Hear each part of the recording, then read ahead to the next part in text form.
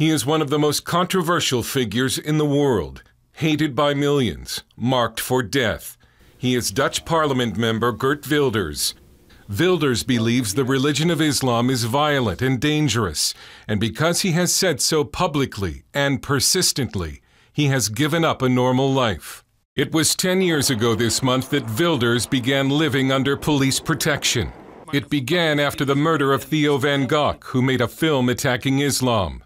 Dutch police believed Wilders might be the next victim and showed up at his door. And they were wearing machine guns and bulletproof vests. And I said, hey, what is happening? And he said, well, we don't know what is happening, but you have to leave now in 3 minutes. So I could just take some shirts and went away, and we didn't know where we went, where we would go. The police didn't even know. We changed cars and we ended up in an army barrack. And since then, 10 years ago, I have not been home. It's something that, well, you don't wish your worst enemy to experience.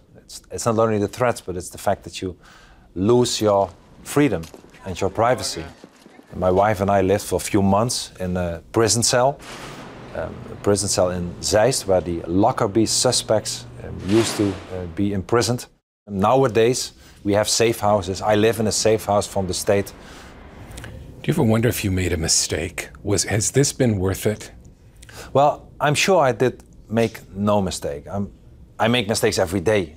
I'm just human, so I'm full of mistakes. But to speak the truth about Islam, as I see it, and as the reality is not a mistake. I wish many people did it. I understand why few people do it, because the price is very high. Besides the death threats that you get from average people, from Islamic descent, from organizations like Al-Qaeda or the Taliban, a lot of people label you as a bigot or racist or an extremist.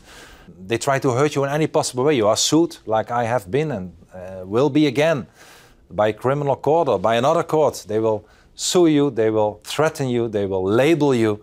So I understand it's not very attractive to speak out against the dark forces of Islam, to be proud of our own values and identity that I believe are based on Christianity and Judaism and humanism, not about Islam.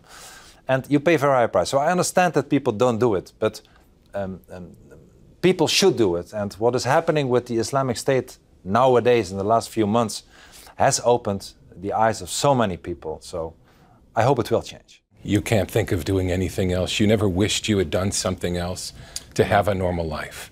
I wish I had a normal life, yes. I would be lying to you if I would say that that is my most important wish, to lead a normal life. But even more important than that is to fight Islam, to fight for our freedom, the freedom of our society, to be proud on who we are. And I really strongly believe that Islam is dangerous, Islam is violent, Islam wants to dominate, not assimilate in our societies. And our countries, our free societies will change. And Christians, Jews, apostates, we will be the first one to pay a price if Islam will get its way in our free societies. Is it unnecessary provocation for you to say Muhammad is a criminal, the Quran is poison, Islam is a lie? Well, how can the truth be something you are not allowed to say? I mean, look what is happening today in the Islamic State in Syria and Iraq. I mean, they are copying the life of Muhammad. As you know, Muhammad 1400 years ago, when he went from Mecca to Medina, he did exactly the things that the Muslims from the Islamic State are doing today. They are beheading people, Americans, UK citizens, according to what is written down in the Quran, Surah 47, verse 4, whenever you meet the unbelievers, smite their necks until you have a bloodbath among them. They are living according to the rules of Sharia law, of the life of Muhammad, the Hadith, of the Quran. And it's not pretty. They have declared war on us, on the United States, on Canada, on Holland, on Europe. And we should see it as a war. How unfortunate it is, they declared war on us. So to speak the truth is something as a duty for me to do and show people what the real face of Islam is. And let me tell you that all those political leaders around the world, my own Prime Minister, Mr. Rutte, the Prime Minister of the United Kingdom, Mr. Cameron, but also your own President, I have to say, Mr. Obama, is really fooling the people by saying, after every atrocity, after every beheading, that it has nothing to do with Islam. It is Islam. It's the core business of Islam.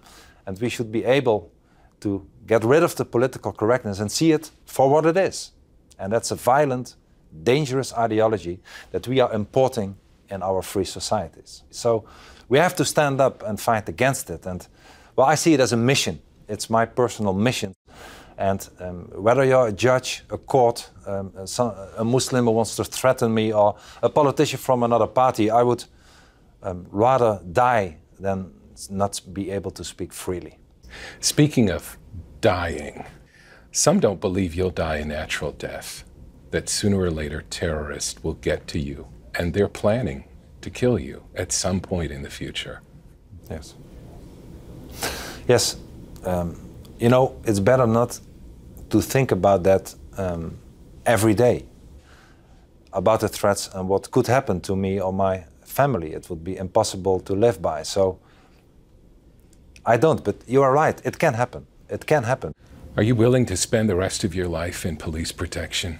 If it has to be like that, then I will have no choice. It's better to have police protection than to be dead.